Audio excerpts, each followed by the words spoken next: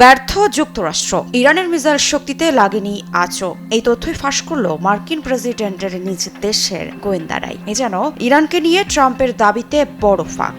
তাহলে এতদিন যা অভিযোগ দেওয়া হচ্ছিল সবই কি নাটক? আর ২০৩৫ সালের আগে সত্যিই কি আন্তঃমহাদেশীয় ব্যালিস্টিক ক্ষেপণাস্ত্র তৈরি করে ফেলবে ইরান?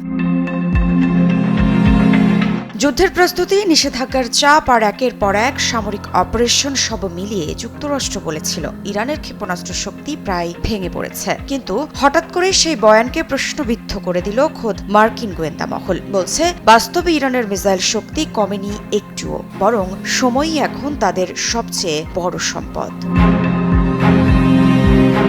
তাহলে প্রশ্ন উঠছে, যুক্তরাষ্ট্র কি ইচ্ছাকৃতভাবেই হুমকিটাকে বাড়িয়ে দেখিয়েছিল, নাকি পুরো যুদ্ধের ন্যারেটিভটাই ছিল রাজনৈতিক কৌশল? আর সবচেয়ে বড় প্রশ্ন, ইরান যদি এখনো শক্তিশালী থাকে তাহলে সামনে কি আসছে আরেকটি বড় সংঘাত?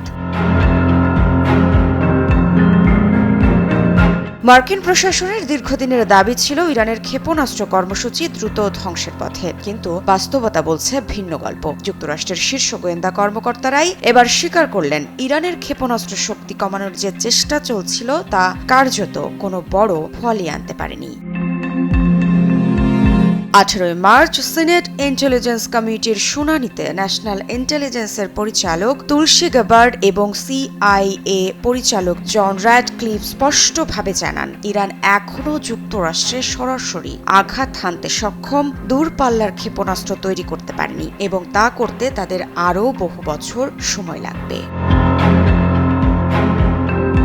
তুলসী গাবার্ডের মতে তেহরান চাইলে ২০৩৫ সালের আগে আন্তঃমহাদেশীয় ব্যালিস্টিক ক্ষেপণাস্ত্র তৈরির প্রক্রিয়া শুরু করতে পারে, তবে সেটিও নির্ভর করবে তাদের বিদ্যমান মহাকাশ প্রযুক্তি ও ক্ষেপণাস্ত্র উন্নয়নের অগ্রগতির উপর। শুনানিতে ডেমোক্র্যাট সিনেটর জন আসপ সরাসরি ইরানের হুমকির মাত্রা জানতে চাইলে গাবার্ড এড়িয়ে যান। তিনি বলেন, কোনো হুমকি আর শূন্যতা নির্ভর করা গোয়েন্দা সংস্থার কাজ নয়, বরং এটি সম্পূর্ণ রাজনৈতিক সিদ্ধান্ত যা প্রেসিডেন্ট এখতিয়ারভুক্ত।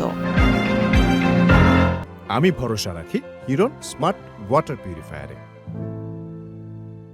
অন্যদিকে র্যাডক্লিফও ইরানের সক্ষমতা নিয়ে নির্দিষ্ট কোনো সময়সীমা দেননি, তবে তিনি জোর দিয়ে বলেন ইরান এখনও ইউরোপ ও মধ্যপ্রাচ্যে মার্কিন ঘাঁটি ও স্বার্থের জন্য একটি বড় হুমকি হিসেবেই রয়ে গেছে। তিনি আরও উল্লেখ করেন, ইরান যদি ৩০০০ কিলোমিটার পাল্লার মধ্যবর্তী ব্যালিস্টিক মিসাইল পুরোপুরি সক্ষম করে তুলতে পারে তাহলে তা ইউরোপের নিরাপত্তার জন্য গুরুতর ঝুঁকি তৈরি করবে।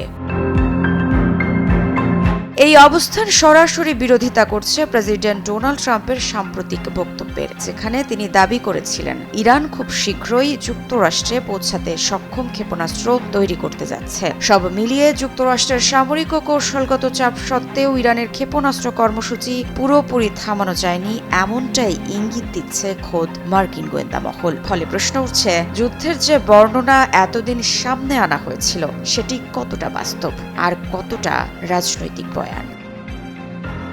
মৃত্তিকা সিনহা বিশ্বাস, নিউজ 24।